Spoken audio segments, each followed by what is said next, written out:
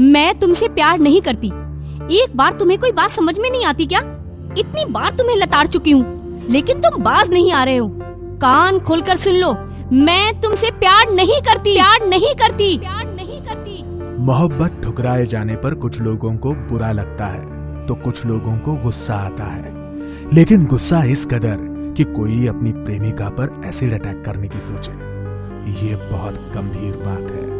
ऐसा ही कुछ मामला है हमारे समर का। क्या समर अपनी प्रेमिका पर एसिड अटैक कर पाएगा? उसे किन कठिनाइयों का सामना करना पड़ेगा? क्या उसका हृदय परिवर्तन होने की कुछ गुंजाइश है? इन सब सवालों का जवाब जानने के लिए हमारे साथ बने रहिए हमारी कहानी एसिड अटैक में। ये समर है और मीना ने इसका लव प्रपोजल ठुकरा दिया, इसलिए इसे इतना गुस्सा आ रहा है। ये दानिश है और ये है सुरेश।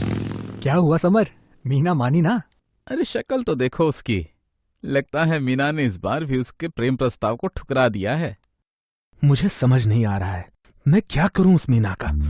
इतनी कोशिश की उसे मनाने की, लेकिन वो है कि मानती ही नहीं। कुछ नहीं समर, उसे अपनी खूबसूरती पर घमंड है।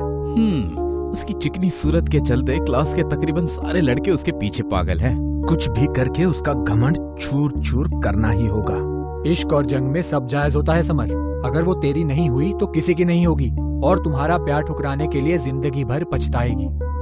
मतलब? एसिड ही सही रहेगा उसके लिए। फिर उसकी भूतनी जैसी शक्ल पे कौन मरता है हम भी देखते हैं। लेकिन एसिड मिलेगा कहाँ? चल मेरे साथ। हर बार की तरह समर के इन दोस्तों ने समर को एक और सलाह दे डाली, लेकिन इस बार की सलाह खतरनाक और जिंदगियां तबाह कर देने वाली थी। अब ये तीनों दोस्त मुन्ना भाई से मिलने पहुंचे। सलाम मुन्ना भाई। अरे दानिश, कैसा है? काफी दिनों बाद आया। हा? भाई एक काम था। अरे बोलना दानिश। भाई ये मेरा दोस्त है समर, ये एक लड़की से प्यार करता है और उस लड़की ने इसे मना कर दिया। तो क्या चाहता है तुम्हारा ये दोस्त? उस लड़की को किडनैप करके इसके साथ शादी करवानी है क्या? नहीं भाई। तो फिर? Acid attack.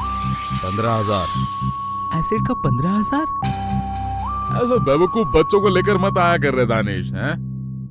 नहीं भाई, उनको उतना नॉलेज नहीं है ना भाई, इसलिए।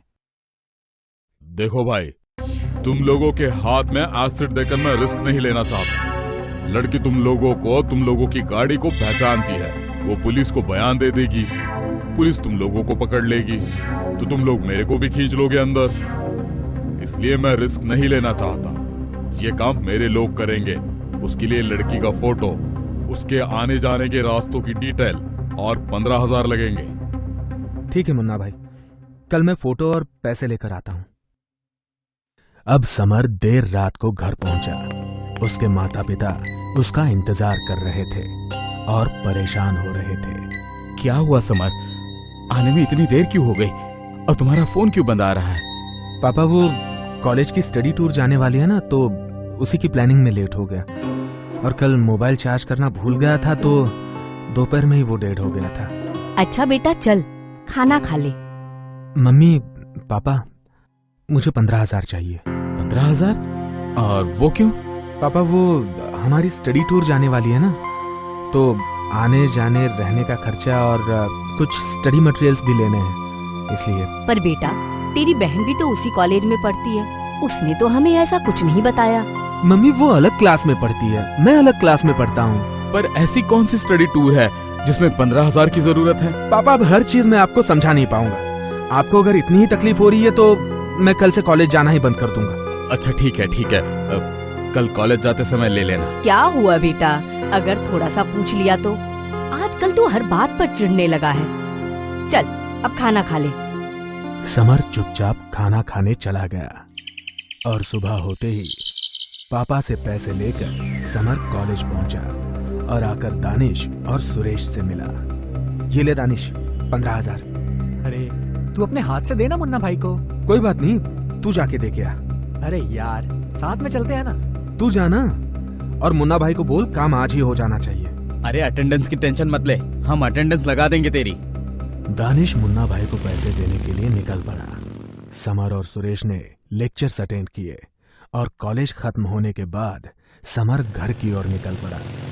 जाते समय उसने देखा कि एक जगह पर 3 लड़कों ने एक लड़की को घेरा है और वो उसे डरा रहे हैं। एक के हाथ में कांच की शीशी थी और वो लड़का उस शीशी को लड़की के चेहरे पर फेंकने का नाटक कर रहा था और लड़की के डर जाने पर वो सभी लड़के हंस रहे थे।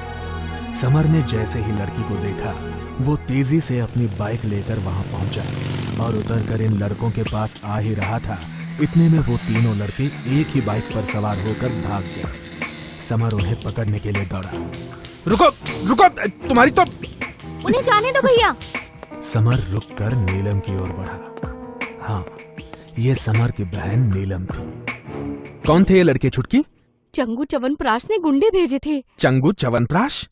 वही जो कॉलेज में अजीब से हुलिये में रैपर बना फिरता है। मुझसे कहता है कि मैं तुमसे प्यार करता हूँ और जब मैंने मना किया तब इन गुंडों को भेज दिया।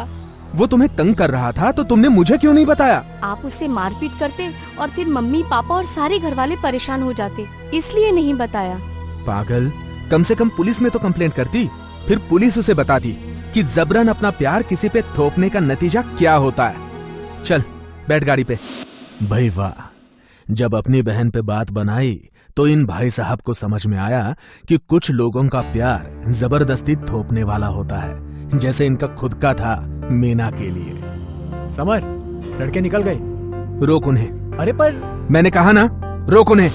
ठीक है, रोकता हूँ। चलो अच्छा हुआ, भले किसी भी कारण से हो, लेकिन समर को सद्बुद्धि तो मिली। तो दोस्तों, जल्द ही मिलेंगे एक नई कहानी के साथ। तब तक आप अपना और अपनों का ख्याल रखें। खुश रहें।